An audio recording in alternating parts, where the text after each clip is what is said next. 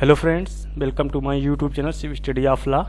Friends, आज के topic में हम लोग बिहार एपीओ की मुख्य परीक्षा मेंस एग्जाम के पेपर नंबर 7 जो कि माइनर एक्ट से संबंधित है। तो माइनर एक्ट के अंतर्गत POCSO act 2012, the prevention of children from sexual offence act 2012, लैंगिक अपराधों से बालकों का संरक्षण अधिनियम 2012 को मुख्य परीक्षा मेंस एग्जाम के पॉइंट ऑफ व्यू से इम्पोर्टेंट एवं सिलेक्टेड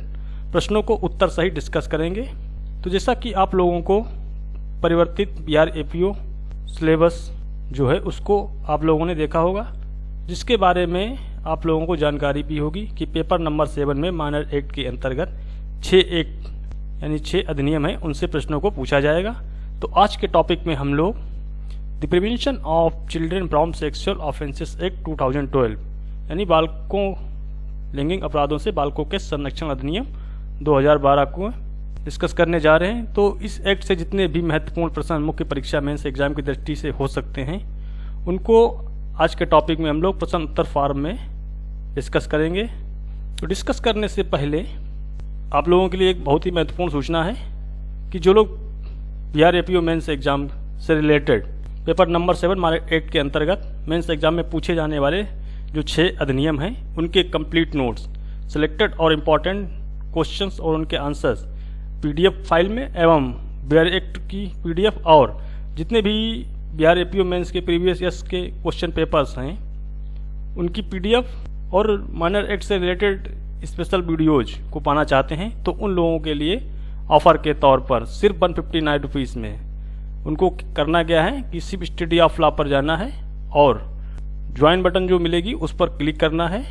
और silver special plan 159 rupees month पे जो दिया गया है इस पर ज्वाइन करना है और ज्वाइन कर मेंबर की सदस्यता लेनी है और सदस्यता लेकर के बिहार एपीओ मेंस एग्जाम के पेपर नंबर 7 से रिलेटेड माइनर एक्ट के अंतर्गत जितने भी एक्ट जो 6 हैं उनके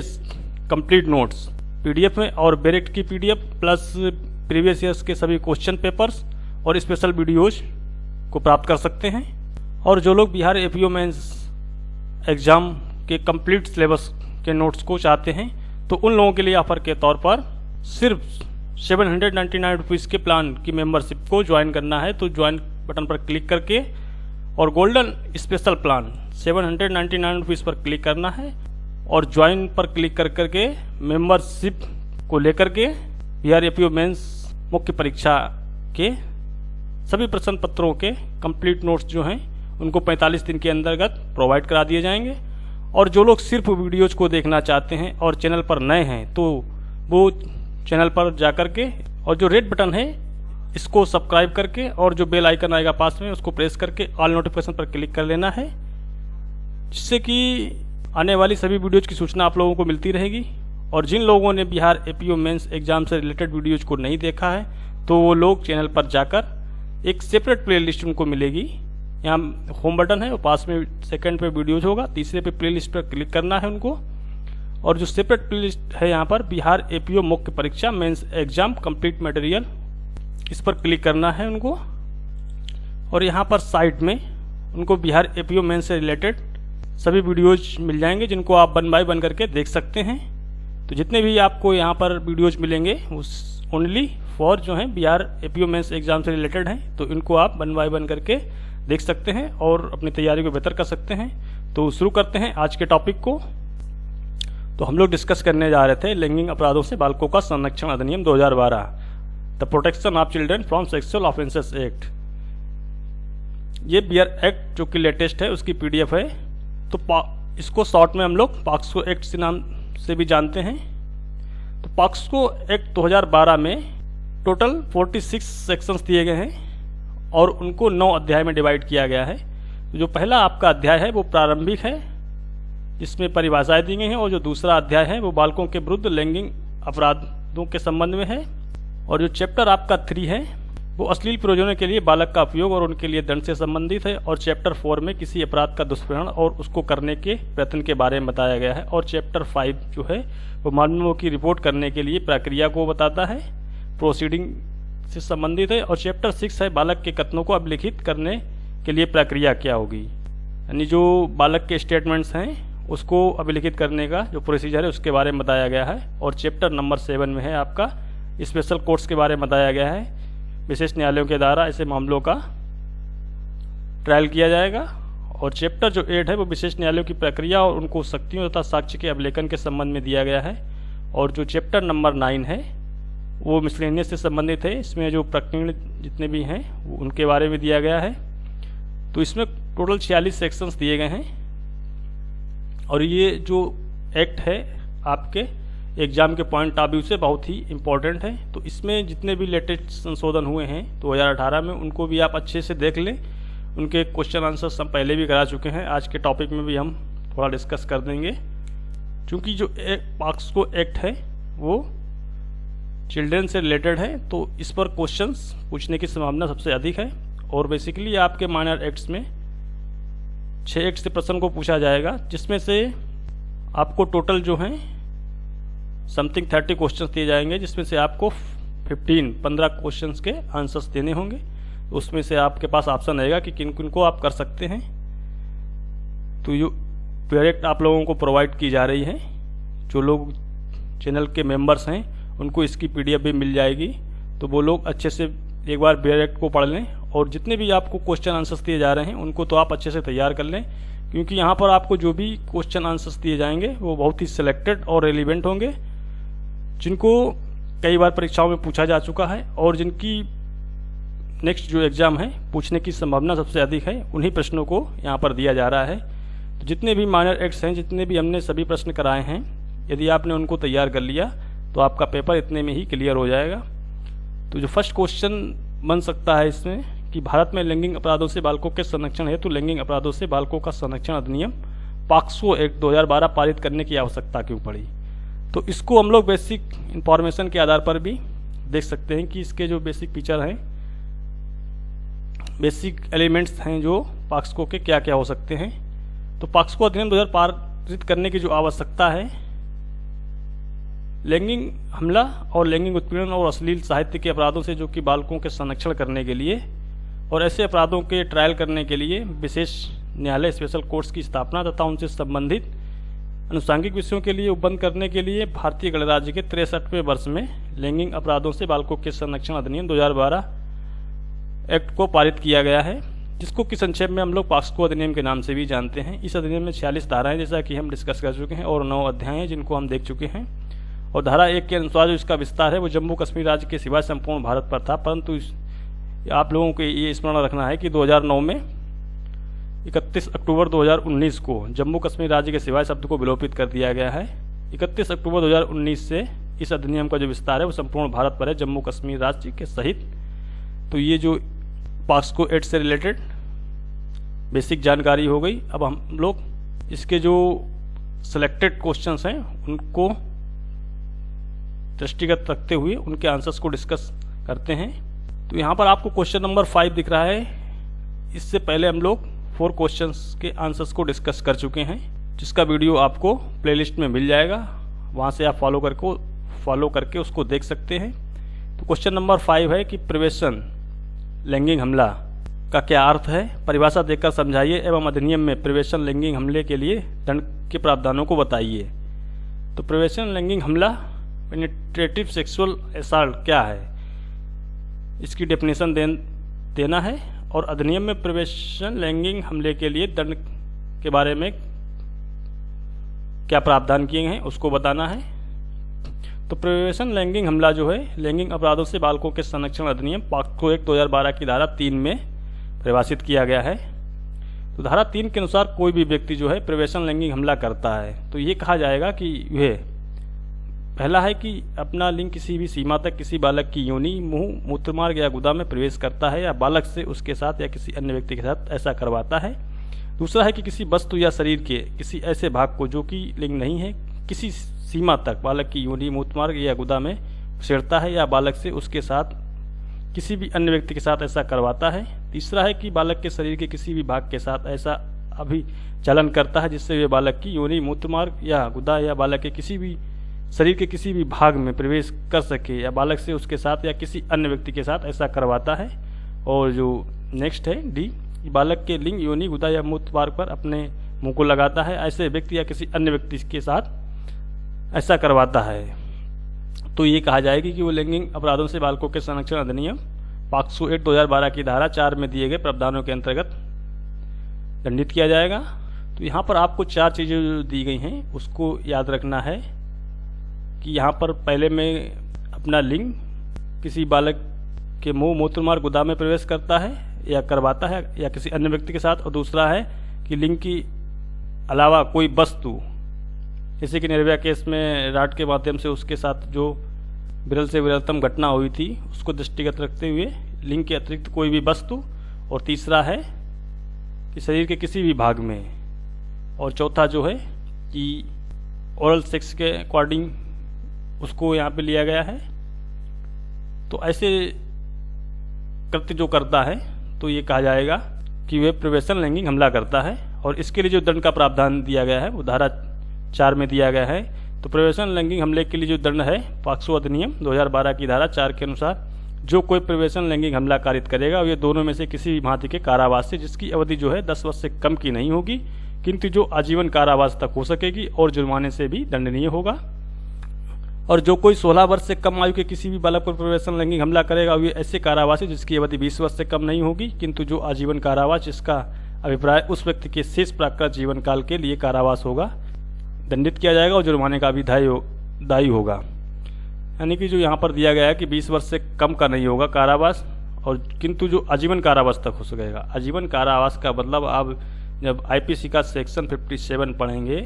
तो उसमें ये कहा गया है कि आजीवन कारावास की गणना जब की जाएगी तो उसको 20 वर्ष के तुल्य गिना जाएगा,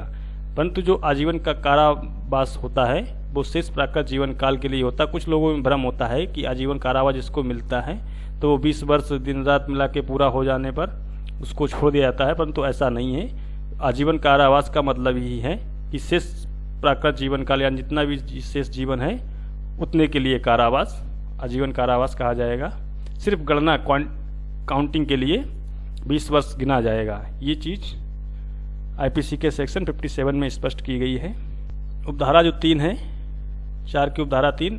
जैसा कि उपधारा 1 के अधीन अधिरोपित जुर्माना न्यायोचित और युक्तियुक्त होगा और उसका संदाय ऐसे पीड़ित के चिकित्सा व्यय और पुनर्वास की पूर्ति के लिए ऐसे पीड़ित को किया जाएगा। तो जो पीड़ित होगा उसके पुनर्वास और उसके चिकित्सा व्यय के लिए जुर्माना जो है उसके ऊपर आरोपित किया जाएगा। तो ये क्वेश्चन नंबर जो था हम लोगों का कंप्लीट होता है 5 कि प्रवेशन लैंगिक हमला पेनिट्रेटिव सेक्सुअल असल्ट क्या है और इसको समझाना है। और इसमें जो अधिनियम में प्रवेशन लैंगिक हमले के लिए दंड दिए गए हैं उसको हम लोगों ने देखा कि मिनिमम 10 वर्ष और मैक्सिमम 20 वर्ष, और 16 वर्ष में यदि है तो आजीवन कारावास तक भी हो सकेगा, और प्लस जो है आपका फाइन। और जो परिभाषा थी हम लोगों ने उसको डिस्कस कर लिया। हम लोग चलते हैं नेक्स्ट क्वेश्चन की ओर। नेक्स्ट क्वेश्चन आपका है 6 कि गुरुतर प्रवेशन लैंगिक हमला एवं उसके दंड के बारे में बताना है। गुरुतर लैंगिक हमला और इन दोनों पर टिप्पणी लिखनी है। गुरुतर प्रवेशन लैंगिक हमला क्या है, उसके लिए दंड के प्रावधान कितने दिए गए हैं, और सिर्फ गुरुतर लैंगिक हमला क्या है। तो पहले हम लोग गुरुतर प्रवेशन लैंगिक हमला को डिस्कस करते हैं। पॉक्सो अधिनियम 2012 की धारा 5 में गुरुतर प्रवेशन लैंगिक हमला को परिभाषित किया गया है। धारा 5 के अनुसार जो कोई पुलिस अधिकारी होते हुए किसी भी बालक पर, पहला है कि पुलिस थाने में या ऐसे परिसरों की सीमाओं के भीतर जहां उसकी नियुक्ति की गई है, दूसरा है किसी थाने के परिसरों में चाहे वे पुलिस थाने में अवस्थित है या नहीं है जिसमें उसकी नियुक्ति की गई है, तीसरा है कि अपने कर्तव्यों के अनुक्रम में या अन्यथा, चौथा है जब वे पुलिस अधिकारी के रूप में ज्ञात हो या उसकी पहचान की गई हो प्रवेशन लैंगिक हमला करता है, या जो कोई सशस्त्र बल या सुरक्षा बल का सदस्य होते हुए बालक पर ऐसे क्षेत्र की सीमाओं के भीतर जिसमें यह व्यक्ति तैनात है बलों या सशस्त्र बलों की कमरन के अधीन किसी क्षेत्र में या अपने कर्तव्यों के अनुक्रम में या अन्यथा या जहां उस व्यक्ति सुरक्षा या सशस्त्र बलों के सदस्य के रूप में ज्ञात हो या उसकी पहचान की गई हो प्रवेशन लैंगिक हमला करता है, या जो कोई लोक सेवक होते हुए किसी बालक पर प्रवेशन लैंगिक हमला करता है, या जो कोई किसी भी जेल प्रतिप्रेषण गृह संरक्षण या उसके अधीन स्थापित अभिरक्षा या देखरेख और संरक्षण के किसी अन्य स्थान का प्रबंध या कर्मचारी बंद ऐसे जेल प्रतिप्रेषण गृह संप्रेक्षण गृह या अभिरक्षा में या देखरेख में और संरक्षण के अन्य स्थान पर रहे हैं किसी बालक पर परिवेशन लैंगिक हमला करते हैं, या जो कोई किसी अस्पताल, चाहे वो सरकारी हो या प्राइवेट हो, का प्रबंध या कर्मचारी बंद है होते हुए उस अस्पताल में किसी बालक पर परिवेशन लैंगिक हमला करता है, या जो कोई किसी शैक्षणिक संस्था का, धार्मिक संस्था का प्रबंध या कर्मचारी बंद होते हुए उस संस्था में किसी भी बालक पर परिवेशन लैंगिक हमला करता है, या जो कोई किसी बालक पर किसी भी समूह के या अधिक व्यक्तियों के द्वारा किसी बालक पर सामूहिक परिवेशन लैंगिक हमला करता है, तो इसके संबंध में जो स्पष्टीकरण दिया गया है, जहाँ किसी बालक पर किसी समूह के एक या अधिक व्यक्तियों के द्वारा उसके सामान्य आशय को अग्रसर करने में लैंगिक हमला किया गया है, वहाँ ऐसे प्रत्येक व्यक्ति के द्वारा इस खंड के अंतर्गत सामूहिक परिवेशन लैंगिक हमला किया जाना समझा जाएगा, और ऐसा प्रत्येक व्यक्ति उस कृत्य के लिए वैसी ही रीति में दायी होगा मानो ये उसके द्वारा अकेले किया गया था। या जो कोई किसी बालक पर घातक आयुध, अग्नायुध, गर्म पदार्थ या संचारक पदार्थ का प्रयोग करते हुए परिवेशन लैंगिक हमला करता है, या जो कोई किसी बालक पर घोर उपाहित कारित करते हुए शारीरिक रूप से नुकसान और क्षति करते हुए उसके या उसकी जनेंद्रियों को क्षति करते हुए परिवेशन लैंगिक हमला करता है, या जो कोई किसी बालक पर परिवेशन लैंगिक हमला करता है जिससे कि पहला है कि बालक शारीरिक रूप से अशक्त हो जाता है, या बालक मानसिक स्वास्थ्य अधिनियम 1987 की धारा 2 के खंड बी के अधीन अथा परिभाषित मानसिक रूप से रोगी हो जाता है, या किसी प्रकार का ऐसा ह्रास कारित करता है जिससे कि बालक अस्थायी या स्थायी रूप से नियमित कार्य करने में अयोग्य हो जाता है। दूसरा है बालक की दशा में हुए लैंगिक हमले के परिणाम स्वरूप गर्भवती हो जाती है। बालिका की यदि स्थिति में है और वो लैंगिक हमले के परिणाम स्वरूप गर्भवती हो जाती है, तो बालक मानव प्रतिरक्षा ह्रास विषाणु या किसी ऐसे अन्य प्राणघातक रोग या संक्रमण से है जो कि बालक को शारीरिक रूप से अयोग्य या निर्योग्य कार्य करने में मानसिक रूप से अयोग्य करके अस्थायी या स्थायी रूप से ह्रास कर सकेगा, तो बालक की मृत्यु हो जाती है। या जो कोई बालक की मानसिक और शारीरिक अशक्तता का लाभ उठाते हुए बालक पर परिवेशन लैंगिक हमला करता है, जो कोई बालक पर एक से अधिक बार बार परिवेशन लैंगिक हमला करता है, या जो कोई 12 वर्ष से कम आयु के किसी बालक पर परिवेशन लैंगिक हमला करता है, या जो कोई बालक का रक्त या दत्तक या विवाह का संरक्षकता द्वारा पोषण देखभाल करने वाला नातेदार या बालक के माता पिता के साथ घरेलू संबंध रखते हुए जो कि बालक के साथ साक्षी गृहस्थी में रहता है, ऐसे बालक पर परिवेशन लैंगिक हमला करता है, या जो कोई बालक को सेवा प्रदान करने वाले किसी भी संस्था का स्थायी प्रबंधक या कर्मचारी वृंद होते हुए बालक पर परिवेशन लैंगिक हमला करता है, या जो कोई किसी बालक के न्यासी या प्राधिकारी के पद पर होते हुए बालक की किसी संस्था या गृह में कहीं है और बालक पर परिवेशन लैंगिक हमला करता है, या जो कोई बालक पर परिवेशन लैंगिक हमला करता है और बालक की हत्या करने का प्रयत्न करता है, या जो कोई हिंसा के दौरान प्राकृतिक विपत्ति की स्थिति या उस प्रकार की किन्हीं भी स्थितियों के दौरान बालक पर परिवेशन लैंगिक हमला करता है, या जो कोई बालक पर कोई परिवेशन लैंगिक हमला करता है और वे पूर्व में इस अधिनियम के अधीन कोई अपराध करने के लिए या तत्समय प्रवृत्त किसी अन्य विधि के अधीन दंडनीय किसी भी लैंगिक अपराध के किए जाने के लिए दोषसिद्धि किया गया है, या जो कोई बालक पर परिवेशन लैंगिक हमला करता है और बालक को सार्वजनिक रूप से विवस्त्र करता है या नग्न करके प्रदर्शन करता है, तो ये गुरुतर परिवेशन लैंगिक हमला करता है। ये कहा जाता है गुरुतर परिवेशन लैंगिक हमले के लिए जो दंड है इस अधिनियम की धारा 6 में दिया गया है। तो धारा 6 के अनुसार जो कोई गुरुतर परिवेशन लैंगिक हमला करेगा वे कठिन कारावास से, जिसकी अवधि जो है 20 वर्ष से कम की नहीं होगी, किंतु जो आजीवन कारावास तक हो सकेगी, जिसका अभिप्राय उस व्यक्ति के शेष प्राकृत जीवन काल के लिए होगा, दंडित किया जाएगा और जुर्माने का भी दायी होगा या मृत्यु से भी दंडित किया जा सकता है। तो नेक्स्ट क्वेश्चन जो हम लोग डिस्कस करेंगे, पॉक्सो अधिनियम 2012 में लैंगिक उत्पीड़न से आप क्या समझते हैं, लैंगिक उत्पीड़न के लिए अधिनियम में दंड के क्या प्रावधान है, इसको स्पष्ट करना है। तो लैंगिक उत्पीड़न लैंगिक अपराधों से बालकों का संरक्षण अधिनियम 2012 की धारा 11 में लैंगिक उत्पीड़न को परिभाषित किया गया है। धारा 11 के अनुसार कोई व्यक्ति किसी बालक पर लैंगिक उत्पीड़न करता है, ये कहा जाता है जब ऐसा व्यक्ति लैंगिक आशय से पहला कोई शब्द कहता है या धुन या अंग विक्षेप करता है या कोई भी वस्तु या शरीर का भाग प्रदर्शित करता है, इस आशय के साथ करता है कि बालक द्वारा ऐसा शब्द या धुन सुनी जाए या ऐसा अंग विक्षेप या वस्तु पर शरीर का भाग देखा जाए, उस व्यक्ति द्वारा किसी अन्य व्यक्ति द्वारा किसी बालक को अपने शरीर या शरीर का कोई भी भाग प्रदर्शित करने के लिए कहता है। तीसरा है किसी अश्लील प्रयोजनों के लिए किसी प्रारूप या मीडिया में किसी बालक को कोई भी वस्तु दिखाता है या बालक को या तो सीधे इलेक्ट्रॉनिक अंकी या किसी भी अन्य साधनों के माध्यम से बार बार या निरंतर पीछा करता है या देखता है या संपर्क करता है। पांचवा है कि बालक के शरीर के किसी भाग या बालक को लैंगिक कृत्य में अंतर्विलिप्त इलेक्ट्रॉनिक फिल्म या अंकीय या किसी अन्य रीति के माध्यम से वास्तविक या बनावटी तस्वीर खींचकर मीडिया का किसी भी रूप में उपयोग करने की धमकी देता है। 6 है कि अश्लील प्रयोजनों के लिए किसी बालक को प्रलोभन देता है या उसके लिए प्रतोषण देता है। लैंगिक उत्पीड़न करता ही कहा जाता है। तो लैंगिक उत्पीड़न के लिए जो दंड है वो धारा 12 के अनुसार जो कोई किसी भी बालक पर लैंगिक उत्पीड़न करेगा तो ये दोनों में से किसी भी भांति के कारावास से जिसकी अवधि 3 वर्ष तक की हो सकेगी और जुर्माने से भी दंडनीय होगा। तो लैंगिक उत्पीड़न के लिए दंड है जो है 3 वर्ष है और जुर्माना। नेक्स्ट क्वेश्चन 8 है कि यदि कोई भी व्यक्ति किसी को अपमानित करने के आशय से स्थानीय पुलिस को सूचना देता है और अधिनियम के अंतर्गत किसी दंड से दंडित किया जा सकेगा। क्या आपके उत्तर में कोई अंतर आएगा जब मिथ्या सूचना या परिवाद बालक द्वारा किया गया है? तो मिथ्या परिवाद या मिथ्या सूचना के लिए जो दंड है वो लैंगिक अपराधों से बालकों के संरक्षण अधिनियम पॉक्सो एक्ट 2012 की धारा 22 में प्रावधान दिए गए हैं। तो धारा 22 की उपधारा 1 के अनुसार कोई भी व्यक्ति जो धारा 3, धारा 5, धारा 7 एवं धारा 9 के अधीन किए गए किसी भी अपराध के संबंध में किसी भी व्यक्ति के विरुद्ध उसे अपमानित करने, उद्दापित करने या धमकाने या बदनाम करने के एकमात्र आशय से मिथ्या परिवाद करेगा, मिथ्या सूचना उपलब्ध कराएगा, वो ऐसे कारावास से जो कि 6 महीने तक का हो सकेगा या जुर्माने से या फिर दोनों से दंडनीय होगा। उपधारा 2 के अनुसार जहां किसी बालक द्वारा कोई भी मिथ्या परिवाद किया गया है या मिथ्या सूचना उपलब्ध कराई गई है ऐसे बालक पर कोई दंड आरोपित नहीं किया जाएगा। जैसा कि आप IPC में पढ़ते हैं कि 7 वर्ष से कम आयु के शिशु के द्वारा किए गए कार्य अपराध नहीं है, डोली इन कैपेक्स सेक्शन 82 IPC। तो यहाँ पर एक आ गया है कि जहां किसी बालक द्वारा कोई भी मिथ्या परिवाद किया गया है या मिथ्या सूचना उपलब्ध कराई गई है तो ऐसे बालक पर कोई भी दंड आरोपित नहीं किया जाएगा। उपधारा 3 के अनुसार जो कोई बालक नहीं है किसी बालक के विरुद्ध कोई भी मिथ्या परिवाद करता है या मिथ्या सूचना उसे मिथ्या जानते हुए उपलब्ध कराता है जिससे कि ऐसा बालक इस नियम के अधीन किन्हीं अपराधों के लिए उत्पीड़ित होता है तो ऐसे कारावास से जो कि 1 वर्ष तक का हो सकेगा या जुर्माने से या फिर दोनों से दंडित किया जाएगा।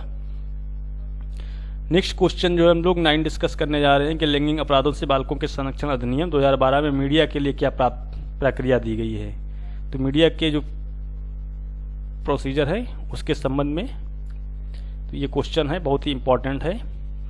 कि मीडिया के लिए प्रक्रिया। तो पॉक्सो अधिनियम 2012 की धारा 23 में मीडिया के लिए प्रक्रिया के संबंध में प्रावधान दिए गए हैं। तो धारा 23 की उपधारा 1 के अनुसार कोई भी व्यक्ति किसी भी प्रकार के मीडिया या स्टूडियो या फोटो चित्रण संबंधी सुविधाओं से कोई पूर्ण या अधिप्रमाणित सूचना रखे बिना बालक के संबंध में कोई भी रिपोर्ट नहीं करेगा या उस पर कोई भी टीका टिप्पणी भी नहीं करेगा जिससे कि उसकी प्रतिष्ठा का हनन हो, उसकी गोपनीयता का अतिलंघन होता हो। उपधारा 2 के अनुसार किसी भी मीडिया से कोई भी रिपोर्ट बालक की पहचान जिसके अंतर्गत उसका नाम, पता, फोटो चित्र, परिवार के ब्यौरे, विद्यालय, पड़ोस या किन्हीं भी अन्य विशिष्टताओं को प्रकट नहीं करेगी जिससे कि बालक की पहचान का प्रकटन अग्रसारित होता हो। परंतु ऐसे कारणों से जो कि अभिलिखित किए गए हैं या किए जाएंगे अधिनियम के अधीन मामले का विचारण करने के लिए सक्षम विशेष न्यायालय ऐसे प्रकरण के लिए अनुज्ञात कर सके कि यदि उसकी राय में ऐसा प्रकरण बालक के हित में है, यानी उसके जो फेवर में बात कही जा रही है उसको प्रकाशित अभिलिखित किया जाएगा, वो भी विशेष न्यायालय के प्रकरण के अनुज्ञात करने पर। उपधारा 3 के अनुसार मीडिया या स्टूडियो या फोटो चित्रण संबंधी सुविधाओं का कोई भी प्रकाशक या स्वामी संयुक्त रूप से पृथक रूप से अपने कर्मचारी के किसी भी कार्य और लोभ के लिए दायी होंगे। उपधारा 4 के अनुसार कोई भी व्यक्ति जो उपधारा 1 या उपधारा 2 के उपबंधों के उल्लंघन करते हैं तो किसी भी प्रकार के कारावास से जो कि 6 महीने से अन्यून नहीं होगा, मतलब कम नहीं होगा, किंतु जो 1 वर्ष तक हो सकेगा या जुर्माने से या फिर दोनों से दंडनीय होगा। नेक्स्ट क्वेश्चन हम लोग 10 डिस्कस करते हैं कि पीड़ित बालक के कथन को अभिलिखित करने के संबंध में लैंगिक अपराधों से बालकों के संरक्षण अधिनियम पॉक्सो एक्ट 2012 में क्या प्रक्रिया दी गई है। तो जो पीड़ित बालक हैं, विक्टिम के जो स्टेटमेंट्स हैं उनको अभिलिखित करने के संबंध में क्या प्रक्रिया है उसको बताना है। तो पीड़ित बालकों के कथन स्टेटमेंट्स को अभिलिखित करने के लिए जो प्रक्रिया है वो पॉक्सो एक्ट 2012 की धारा 24 और 25 में दी गई है। तो धारा 24 की उपधारा 1 के अनुसार बालक के कथन को बालक के निवास पर या ऐसे स्थान पर जहां वे साधारणतः निवास करता है या उसकी पसंद के स्थान पर और जहां तक संभव हो उप निरीक्षक की पक्ति से अन्य किसी महिला पुलिस अधिकारी द्वारा अभिलिखित किया जाएगा। और उपधारा 2 ये कहती है कि बालक के कथन को अभिलिखित किए जाते समय पुलिस अधिकारी वर्दी में नहीं होंगे। और उपधारा 3 ये कहती है कि अन्वेषण करते समय पुलिस अधिकारी बालक की परीक्षा करते समय ये सुनिश्चित करेंगे कि किसी भी समय पर बालक अभियुक्त के किसी भी प्रकार से संपर्क में ना आए। और उपधारा 4 ये कहती है कि किसी बालक को किसी भी कारण से रात्रि में किसी भी पुलिस स्टेशन में निरुद्ध नहीं किया जाएगा। और उपधारा 5 पुलिस अधिकारी ये सुनिश्चित करेंगे कि बालक की जो पहचान है पब्लिक मीडिया से संरक्षित है जब तक कि बालक के हित में विशेष न्यायालय के द्वारा निर्देशित न किया गया हो, तब तक कि जो उसकी गोपनीयता है उसको संरक्षित रखा जाएगा मीडिया के अंतर्गत पब्लिक के द्वारा, तो उसको पब्लिक नहीं किया जाएगा जब तक कि विशेष न्यायालय जो है उसको निर्देशित ना करता हो। नेक्स्ट, मजिस्ट्रेट द्वारा बालक के कथन का अभिलेखन। तो धारा 25 जो है वो मजिस्ट्रेट के द्वारा बालक के स्टेटमेंट को अभिलिखित करने के संबंध में प्रक्रिया को बताती है। तो 25 की उपधारा 1 के अनुसार यदि बालक का कथन दंड प्रक्रिया संहिता 1973 की धारा 164 के अधीन अभिलिखित किया गया है तो ऐसे कथन का जो अभिलेखन है मजिस्ट्रेट उसमें अंतर्विष्ट किसी भी बात के होते हुए भी बालक के द्वारा बोले गए के अनुसार जो स्टेटमेंट्स हैं उनको अभिलिखित करेगा, परंतु संहिता की धारा 164 की उपधारा 1 के परंतु में अंतर्विष्ट उपबंध जहां तक हुई अभियुक्त के अधिवक्ता की उपस्थिति में अनुज्ञात करता है इस मामले में लागू नहीं होंगे। उपधारा 2 के अनुसार 25 की उपधारा 2 जिसमें मजिस्ट्रेट बालक और उसके अभिभावकों या प्रतिनिधि को संहिता की धारा 207 के अधीन विनिर्दिष्ट दस्तावेज की एक प्रति उस संहिता की धारा 173 के अधीन पुलिस द्वारा अंतिम रिपोर्ट फाइल किए जाने पर प्रदान करेगा। बालक के कथन को अभिलिखित किए जाने के संबंध में अतिरिक्त उपबंध और भी दिए गए हैं, जैसे कि धारा 26 की उपधारा 1 के अनुसार यथास्थित मजिस्ट्रेट या पुलिस अधिकारी बालक के माता पिता या ऐसे किसी भी अन्य व्यक्ति की जिसमें बालक का भरोसा या विश्वास है उपस्थिति में बालक के द्वारा बोले गए के अनुसार जो कथन है वो अभिलिखित किए जाएंगे। 26 की उपधारा 2 के अनुसार जहां आवश्यक है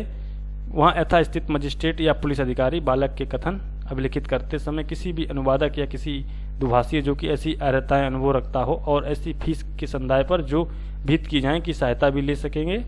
उपधारा 3 के अनुसार यथास्थित मजिस्ट्रेट पुलिस अधिकारी किसी बालक का कथन अभिलिखित करने के लिए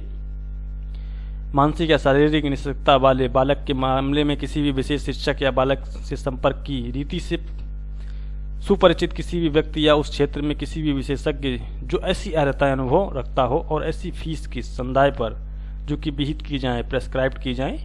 की सहायता भी ले सकेंगे। उपधारा 4 के अनुसार जहां यह आवश्यक है वहां यथास्थित मजिस्ट्रेट या पुलिस अधिकारी ये सुनिश्चित करेगा कि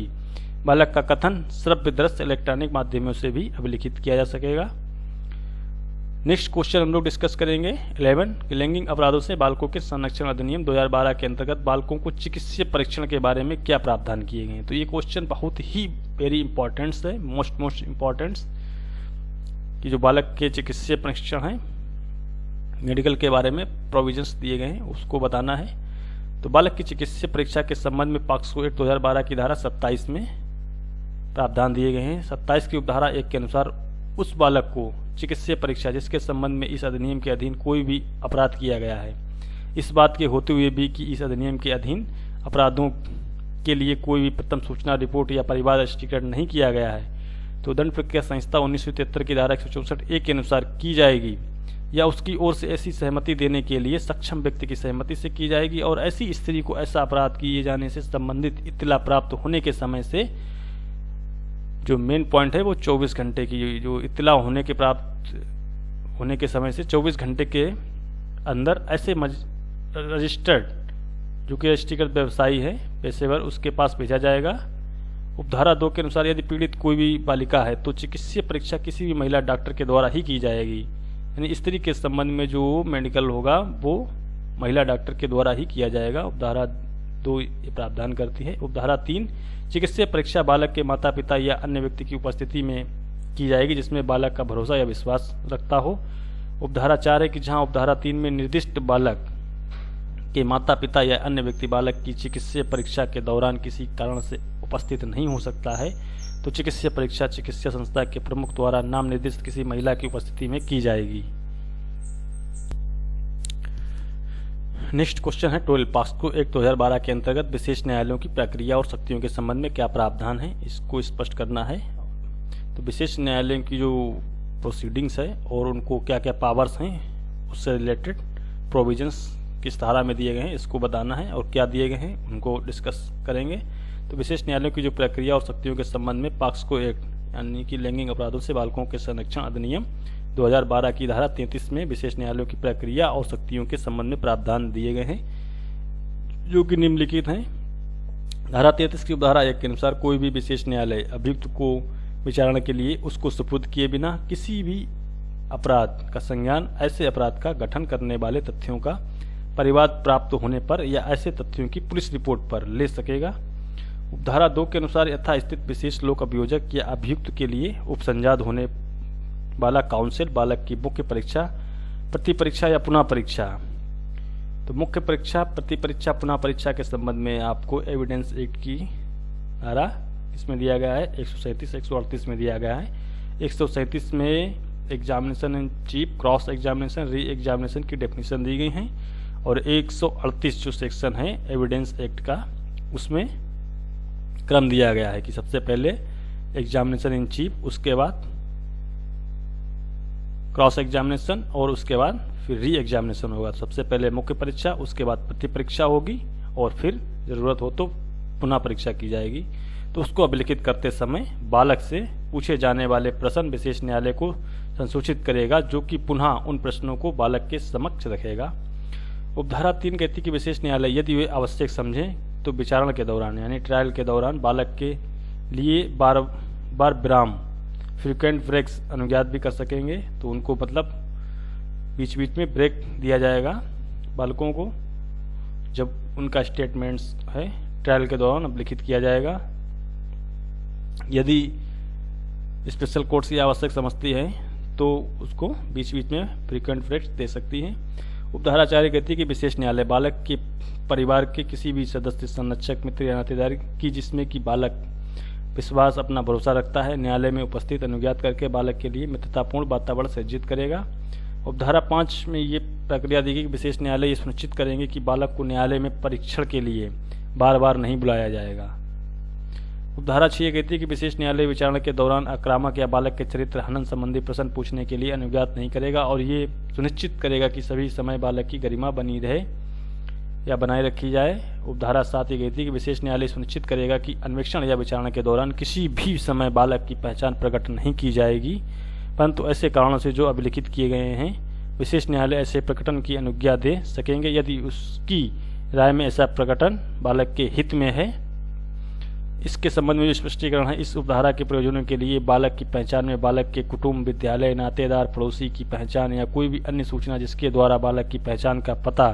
चल सके सम्मिलित होंगे। उपधारा 8 ये कहती है कि समुचित मामले में विशेष न्यायालय बालक के लिए उसे कारित किसी भी समय शारीरिक या मानसिक आघात के लिए किसी दंड के अतिरिक्त प्रतिकर के ऐसे संदाय जो कि विहित प्रेस्क्राइब किए जाएं, ऐसे बालक के तुरंत पुनर्वास के निर्देश दे सकेंगे। उपधारा 9 विशेष न्यायालयों के पास इस अधिनियम के उपबंधों के अधीन रहते हुए इस अधिनियम के किसी अपराध के विचारण के प्रयोजन के लिए सेशन न्यायालय की सभी शक्तियां होंगी, और ऐसे अपराध का विचारण इस प्रकार करेगा मानो वे सेशन न्यायालय हो और यथासंभव सेशन न्यायालय के समक्ष विचारण के लिए दंड प्रक्रिया संहिता 1973 में विनिर्दिष्ट प्रक्रिया का अनुसरण करेंगे। नेक्स्ट क्वेश्चन है 13, पॉक्सो एक्ट 2012 के अंतर्गत विशेष लोक अभियोजक से आप क्या समझते हैं, वर्णन करें। तो विशेष लोक अभियोजक की परिभाषा देनी है, उसके संबंध में बताना है। तो विशेष लोक अभियोजक पॉक्सो अधिनियम लैंगिक अपराधों से बालकों के संरक्षण अधिनियम 2012 की जो धारा 32 है उसमें प्रावधान दिए गए हैं। तो धारा 32 की उपधारा 1 के अनुसार राज्य सरकार राजपत्र में अधिसूचना के द्वारा केवल इस अधिनियम के उपबंधों के अधीन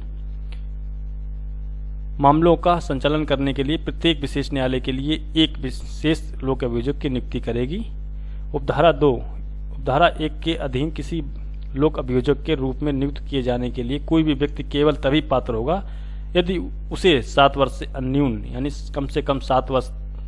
तक की अवधि के लिए अधिवक्ता के रूप में विधि व्यवसाय किया हो। उपधारा 3 है कि इस धारा के अधीन विशेष लोक अभियोजक के रूप में नियुक्त प्रत्येक व्यक्ति दंड प्रक्रिया संहिता 1973 की धारा 2 के खंड पा के अंतर्गत एक लोक अभियोजक समझा जाएगा और इस संहिता के उपबंध तदनुसार प्रभावी होंगे। तो फ्रेंड्स, आज के टॉपिक में हम लोगों ने लैंगिक अपराधों से बालकों के संरक्षण अधिनियम 2012 जिनको हम लोग पॉक्सो एक्ट 2012 के नाम से भी जानते हैं। तो the protection of children from sexual offence act 2012 के सेलेक्टेड एवं इम्पॉर्टेंट क्वेश्चंस को डिस्कस किया, जो कि बिहार एपीओ मेंस एग्जाम के पॉइंट ऑफ व्यू से बहुत ही इम्पोर्टेंट हैं। तो जितने भी क्वेश्चंस आपको दिए गए हैं इन सबको आप तैयार कर लें, और जो क्वेश्चंस लगता है कि आपको कोई छूट गया है तो आप लोगों को वेयर एक्ट की पीडीएफ प्रोवाइड करा दी जाएगी, जिसके माध्यम से आप क्वेश्चंस को तैयार कर सकते हैं। और क्वेश्चंस कैसे तैयार करने हैं तो उसका पैटर्न्स आप लोग जो क्वेश्चंस दिए गए उनके आंसर्स को देख करके फ्रेम कर सकते हैं। तो फ्रेंड्स, सबसे ज़्यादा जो विशेष बात है आप लोगों को ध्यान देने वाली ये है कि जब भी आप मेंस का पेपर देने जा रहे हों तो आप तैयारी करते समय जिस किसी भी एक्ट को पढ़ रहे हैं तो सबसे पहले ये ध्यान में रखें कि उस एक्ट में लेटेस्ट जो संशोधन है क्या क्या हुए हैं।